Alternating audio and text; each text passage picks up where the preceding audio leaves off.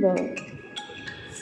A lever is a rod-shaped simple machine arranged such that it can move freely around a fixed point. The force that is applied on the lever is called the effort, and the weight that is to be moved or lifted is called the load.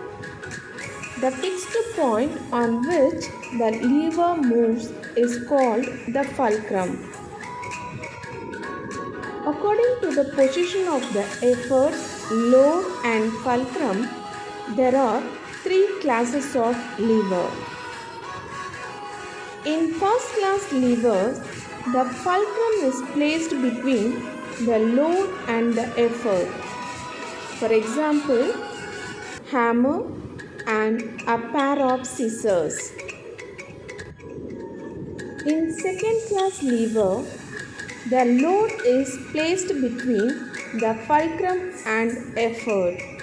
For example, a wheelbarrow and nutcracker. In third class lever, the effort is placed between the fulcrum and the load.